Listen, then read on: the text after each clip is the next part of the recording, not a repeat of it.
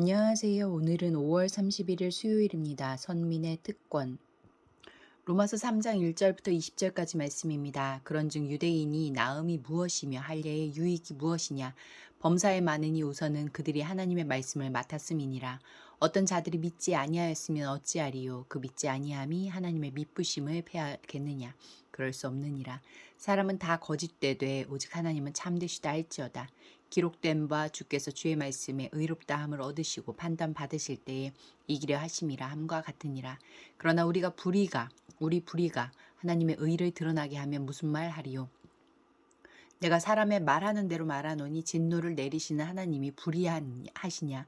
결코 그렇지 아니하니라. 만약 그리하면 하나님께서 어찌 세상을 심판하시리요? 그러나 나의 거짓말로 하나님의 참되심이 더 풍성하여 그의 영광이 되었다면 어찌 내가 죄인처럼 심판을 받으리요?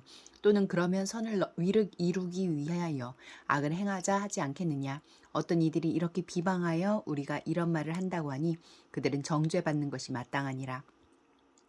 그러면 어떠하냐? 우리는 나으냐? 결코 아니라.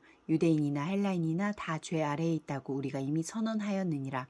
기록된 바 의인은 없나니 하나도 없으며 깨닫는 자도 없고 하나님을 찾는 자도 없고 다 치우쳐 함께 무익하게 되고 선을 행하는 자는 없나니 하나도 없도다.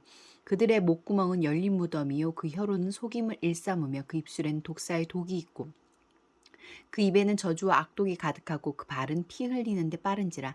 파멸과 고생이 그 길에 있어 평강의 길을 알지 못하였고 그들의 눈앞에 하나님을 두려워함이 없느니라. 함과 같으니라.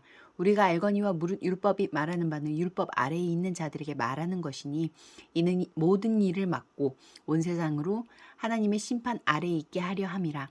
그러므로 율법의 행위로 그의 앞에 의롭다 하심을 얻을 육체가 없나니 율법으로는 죄를 깨달음이니라. 3절과 4절 말씀에서 하나님은 어떤 분입니까? 유대인 중에 믿지 않는 자들이 생겼다고 해서 문제될 것이 없습니다. 선민 유대인들이 신실하지 못했다고 하나님이 신실하심마저 없어지지 않기 때문입니다. 하나님의 언약은 절대 취소되지 않습니다.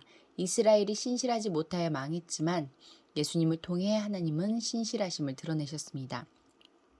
1절과 2절 말씀에서 나에게 주시는 교훈은 무엇입니까? 유대인이나 이방인이나 다 같이 심판받는다면 선민 유대인과 그들이 받은 할례는 무슨 소용인가? 라는 질문에 대답합니다.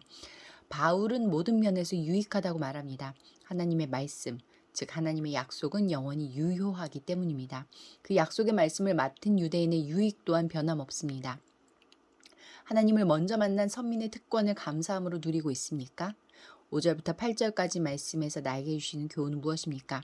인간의 범죄로 하나님의 의가 드러났다면 죄인이 하나님의 도구가 된 것이 아닌가라는 궤변과 하나님의 영광을 위해 더 큰 죄를 열심히 지어야 하지 않겠느냐 하는 황당한 주장에 대해 단호하게 퇴짜 놓습니다.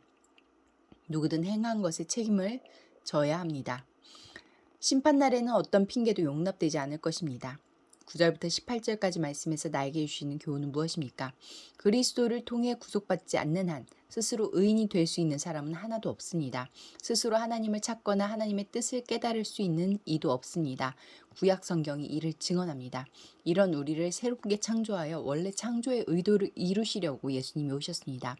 선한 것이 없는 존재임을 인정할 때 하나님의 은혜로운 창조의 손길을 경험할 수 있습니다. 19절과 20절 말씀에서 나에게 주시는 교훈은 무엇입니까? 율법 앞에서 우리는 더욱 온전하지 않으며 스스로 우리 자신을 구원할 수 없다는 사실을 알게 됩니다.